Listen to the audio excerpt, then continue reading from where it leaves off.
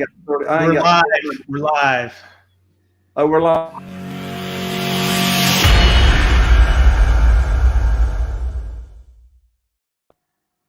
Well, hello everyone, and welcome to another episode of Real Estate Investing with Jay Conner. I'm Jay Conner, the Private Money Authority, and here on the show we talk about all things related to real estate investing. And part of the real estate that we own, as you know, is the real estate that exists between your ears. And in these uncertain times, I thought it would be very timely for me to bring back on a very special guest that I had on not long ago. But with everything that's going on in the world right now with coronavirus and uncertain, I wanted to bring him back on. So I've got him in the green room. We're going to bring him on here in just a second. My special guest to talk about how to keep a positive attitude in uncertain times. This gentleman is a very dear friend of mine and Carol Joy's, and we've known him. I've lost track of time. It might have been 18 years by now, but anyway, time goes by fast. He's a certified life coach, and his specialty is working with professionals and entrepreneurs in their business. But this topic that we're going to be talking about today on this episode is actually going to really apply to anyone. So with that, welcome to the show, Coach David Price. Jay Conner, how are you? I'm doing fantastic, man. Fantastic. I'm sort of the last minute here that we got you invited to come on and spend a few minutes. So how are you doing in the midst of these uncertain times? Jay, it's interesting. I mean, there's some stress. There's some challenges that we all have.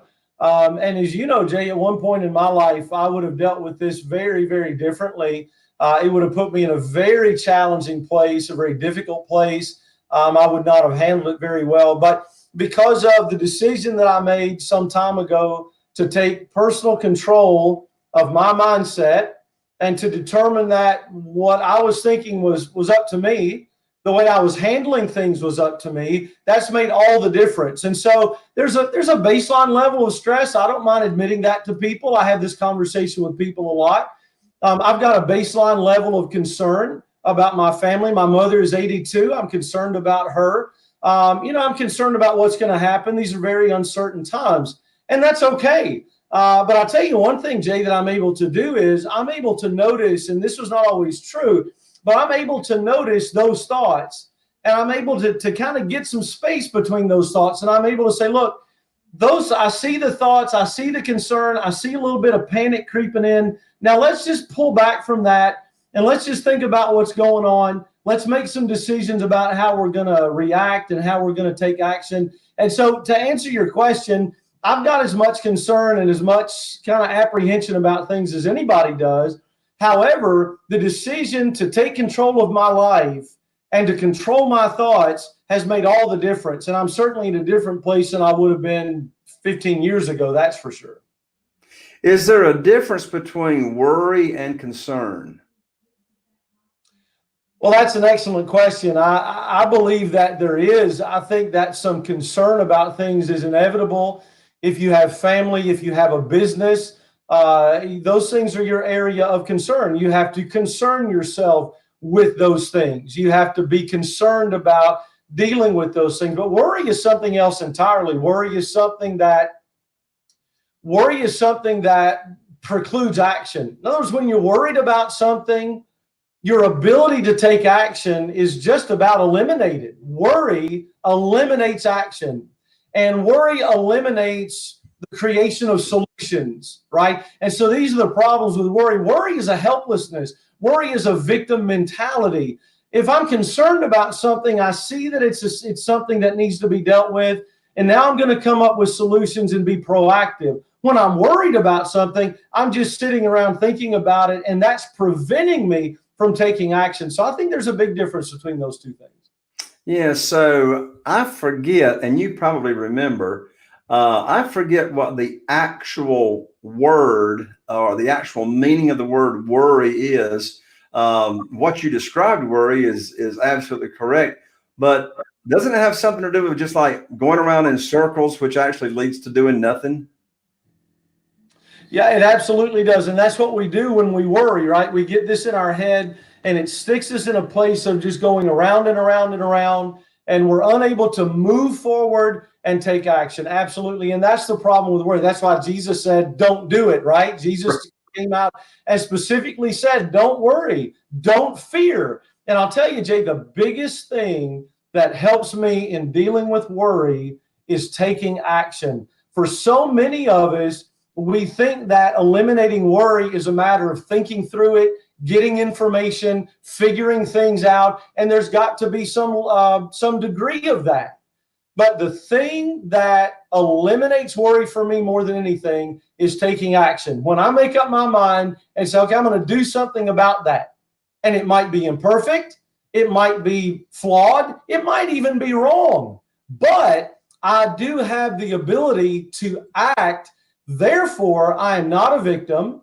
I am in control, and I can do something about the situation. So yeah, getting out of that circular going back and forth worrying and taking action is huge.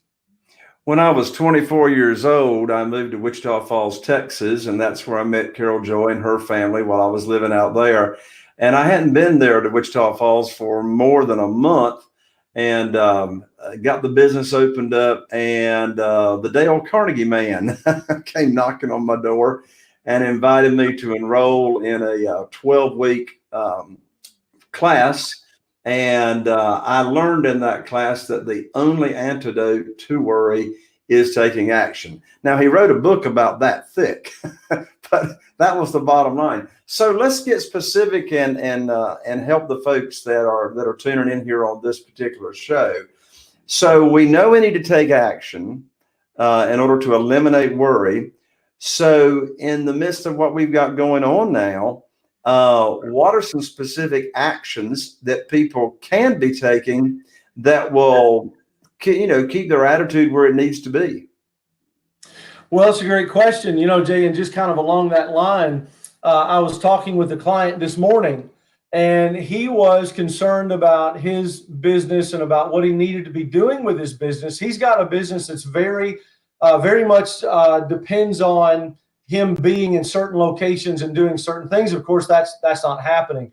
And so he said, I don't really know what to do. He said, I'm stuck and I don't know what to do. I've got these different options and I'm not really sure what to do. And I said, listen, imperfect action is better than no action at all. Just go do something. And the fact is that it's in the acting that we figure out how to tweak and how to adjust and how to improve things. As long as we sit and think about it in our house, we don't know what it's going to look like in the real world. We don't know what's going to come up. But as we go and take action, then we're finding out, how can I tweak that to make that work? Jay, that's been true in my business. It's the things that I've learned and the way that I've been able to advance in my business are because of imperfect actions that I've taken that have taught me what I need to do instead. So just some of the things that people can do, Jay, it begins with, and you know this, it begins with mindset. What actions are you taking to protect your mindset? Do you have a morning routine that gets you in the right place right off the bat in the morning so that you don't get derailed? Do you have a morning routine? Do you have an exercise habit? Jay, as you know, and I've mentioned before, over the last several years, I've lost 100 pounds. I've kept it off for well over a year. And a part of that is my exercise habit. I run 6 miles every day. And a lot of people think that I do that to keep the weight off. Well, the fact is that exercise really doesn't take off weight or keep it off very effectively. That's all about diet. The reason I run is to keep myself sane. Running keeps my head in the right place. And so you can start exercising if you don't do that regularly. That's going to get you in the right headspace. Physical exercise really changes the brain. You can make a decision to connect with positive people. Now, people probably don't know this. You probably haven't discovered this yet. But at times like these, there are plenty of negative people and plenty of sources of negative news. I don't know if you've noticed that or not. But there's plenty of places to find negativity. You need to make the decision to connect to positivity. And, maybe you're in a group, maybe you're in a church, maybe you're in a business group, maybe you have, a team, maybe you have friends, Jay, like you and I have one another, and Carol and Tracy and other people. So make a decision to connect to people who are positive, right? At times like these, we're feeling kind of closed in. We're feeling cut off.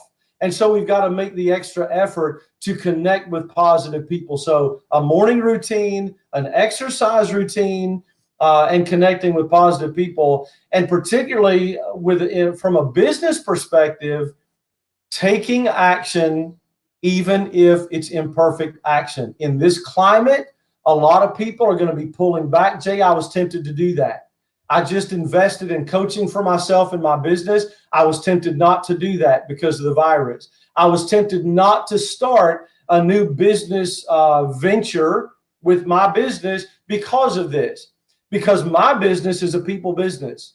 And I thought, I can't connect with people right now. And a lot of people are pulling back. Well, Jay, what's that going to do? That's going to open up the market to people who are moving forward.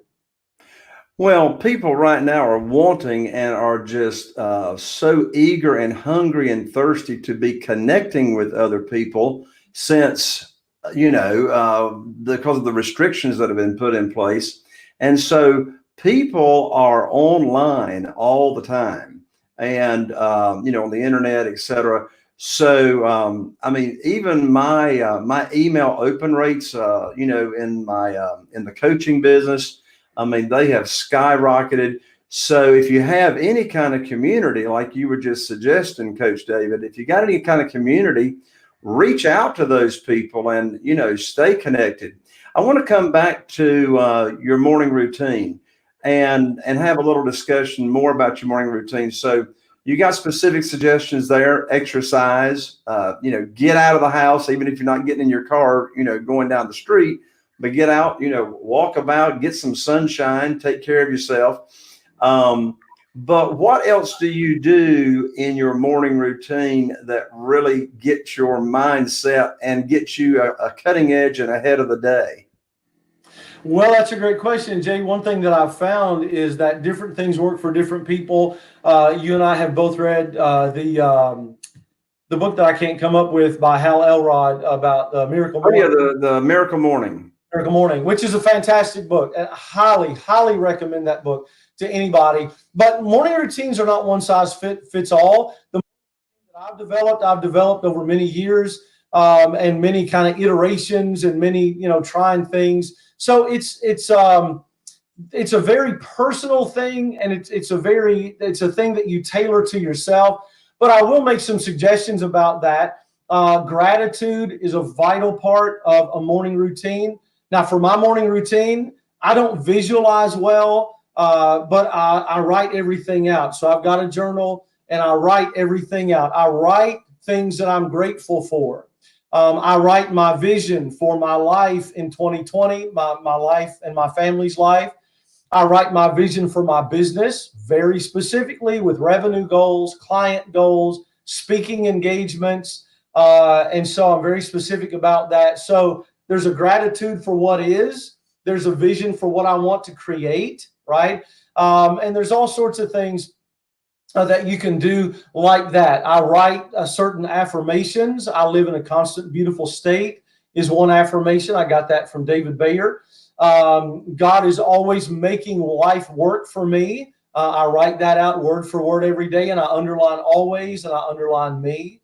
I stack evidence, Jay, which means that for the things that I want to create, I've always got in the back of my mind, I've got this negative voice. Jay, I don't know if you're familiar with that, or if your listeners will be familiar with that. Maybe I'm the only one that has one, but I've got this negative voice in the back of my mind saying, you can't do that.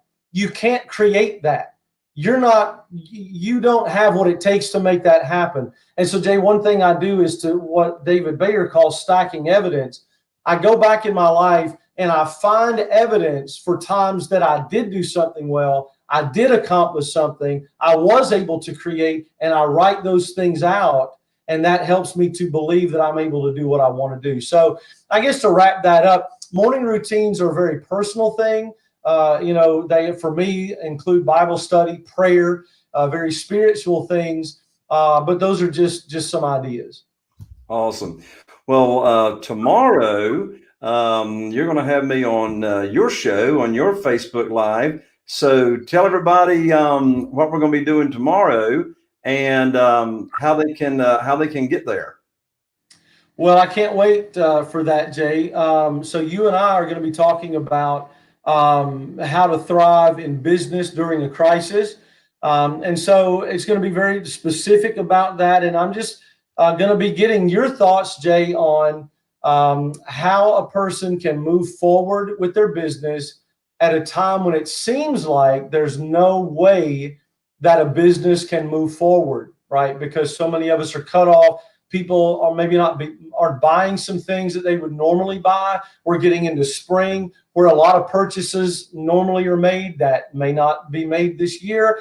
And people are scared. People are hanging on to money in some cases.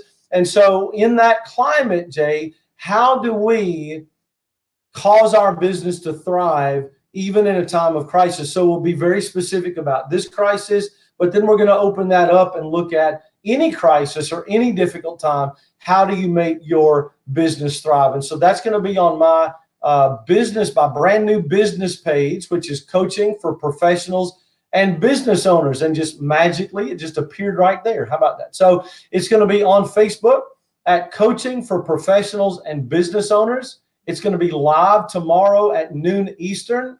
And I'm going to be interviewing you, Jay, and getting your thoughts about how to do that. And I can't wait, Jay, because not only have you been through crisis and survived and thrived in it, the reason you're doing what you're doing today was because of a crisis that you endured, that a lot of other people endured, and you created a business out of that. I can't think of anybody that I would want to hear from more than you, and we're going to do that tomorrow.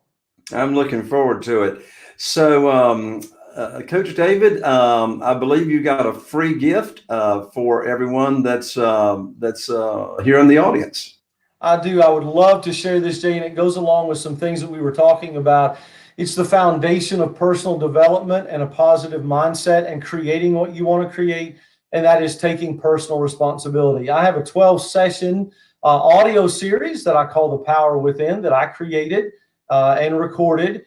And so I am going to send you, if you will email me at connectwithcoachdavid@gmail.com. A friend of mine the other day said, man, I thought my email address was long. But it's connectwithcoachdavid@gmail.com. And if you'll send me an email, I'm going to send you free that first audio session called Life in the Driver's Seat, how to take full responsibility and full control of your life, even in difficult times. And so there is, again, magically, is my email address, connectwithcoachdavid@gmail.com, and I'll send that right out to you. All right, Coach David, thank you so much for coming on here with such short notice. I really appreciate you. Thanks, Jay. Love being with you anytime, and this is just a blast. Thank you, and thank you, Scott, for putting all this together, and God bless everybody. All right, there you have it, folks. Thank you for tuning in for another episode. I know you found a lot of value in this. Be sure and take up Coach David with his free offer there. And we'll be seeing you on the next episode. I'm Jay Conner, the Private Money Authority, wishing you all the best. Here's to taking your business to the next level. Bye for now.